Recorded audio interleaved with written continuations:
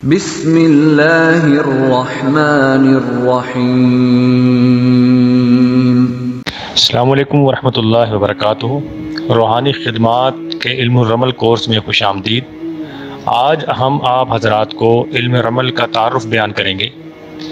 کہ علم رمل کیا ہے اور اس کا نام رمل کیسے پڑا، اور حدیث مبارکہ میں اس سے متعلق نبی علیہ الصلوۃ والسلام نے کیا بیان فرمایا ہے۔ تو یہ بات جان لیجئے کہ رمل عربی زبان کا لفظ ہے جس کے معنی ہے ریت، اور چونکہ یہ علم اپنے اوائل میں ریت پر کیا جاتا تھا، لہٰذا اسی لیے اس کو علم رمل کے نام سے پکارا جانے لگا۔ لیکن یہ جو علم ہے اس میں ایک پورا مکمل ایک ذائچہ مرتب کیا جاتا ہے جو کہ چند اشکال پر مشتمل ہوتا ہے، اور اس کی ہر شکل کچھ خطوط یعنی کہ لکیریں اور نکات یعنی کہ نقطوں پر مشتمل ہوتی ہیں، لہٰذا بعض حضرات اس کو علم الخط یعنی کہ لکیر والا علم اور علم النقوط یعنی کہ نقطوں والا علم بھی کہتے ہیں۔ جیسا کہ حدیث مبارکہ میں ہے کہ حضرت معاویہ بن حکم سلمی رضی اللہ تعالیٰ عنہ فرماتے ہیں کہ میں نے بارگاہ رسالت میں عرض کیا کہ ہم میں سے بعض آدمی خطوط کھینچا کرتے تھے، یعنی کہ زمین پر کچھ لکیریں کھینچتے تھے،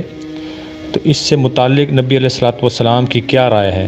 تو احادیث مبارکہ میں آپ فرماتے ہیں کہ قال رسول اللہ صلی اللہ علیہ وآلہ وسلم کان نبی من الانبیاء یخط فمن ووافق خطہ فذاق، یعنی کہ انبیاء میں سے ایک نبی خطوط کھینچا کرتے تھے، جو ان کے طریقے کے مطابق خط کھینچے وہ ٹھیک ہے، یعنی کہ وہ درست ہے۔ اس حدیث کو امام مسلم نے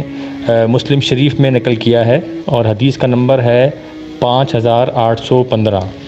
اسی سے ملتی جلتی ایک اور حدیث انہی الفاظ کے ساتھ سنن ابی داؤد میں بھی ہے، اور حدیث کا نمبر ہے 3909، اور ایک اور روایت اسی قسم کی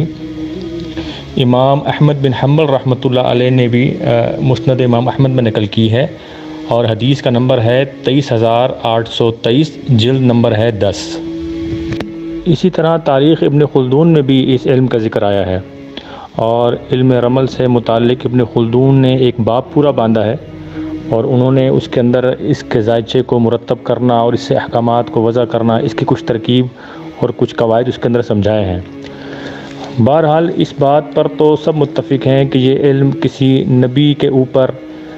نازل کیا گیا ہے، لیکن کن کے اوپر نازل کیا گیا ہے اس میں اختلاف ہے۔ بعض لوگ حضرت آدم علیہ السلام کے بارے میں کہتے ہیں،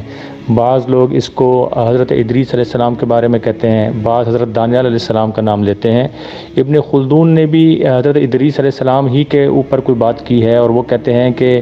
اکثر اس قسم کے جو علوم ہیں ان میں حضرت ادریس علیہ السلام ہی کا ذکر آتا ہے، لہٰذا یہ کوئی کنفرم بات نہیں ہے، اس میں اختلاف ہے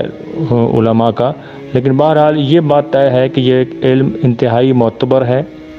اور یہ کسی نبی پر ہی نازل ہوا ہے۔ بس ضرورت اس بات کی ہے کہ ان کو اس اصول اور قواعد کے مطابق کیا جائے جو اس کے اصل اصول ہیں۔ اگر اس کے اصل اصولوں سے ہٹ کر اس علم سے کوئی کام لیا جائے گا تو اس کا انجام صفر ہوگا،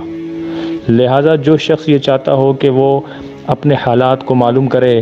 یا لوگوں کی بھلائی مشکل کشائی کرے، تو اسے چاہیے کہ اس علم کو صحیح انداز میں حاصل کرے اور اس کے اصول اور قواعد کے اوپر چلے۔ یہ ایک الہامی علم ہے، اور اس کے لیے باطن کی صفائی حد درجہ ضروری ہے۔ کوئی بھی ایسا شخص جو صحیح طور کے اوپر علوم پر عمل نہ کر سکتا ہو، چونکہ یہ ایک الہامی علم ہے اور اس کا تعلق باطن کی صفائی کے ساتھ ہے، لہٰذا اس فن کے جو اساتذہ ہیں وہ ہمیشہ سے یہ تلقین کرتے آئے ہیں کہ جو شخص اس علم کو حاصل کرنا چاہے وہ اس کے ساتھ ساتھ چند ایسے وظائف کو اپنے معمول میں ضرور رکھے جن کا تعلق استخارے کے ساتھ ہو، یا علوم کو کھولنے والے اعمال ہوں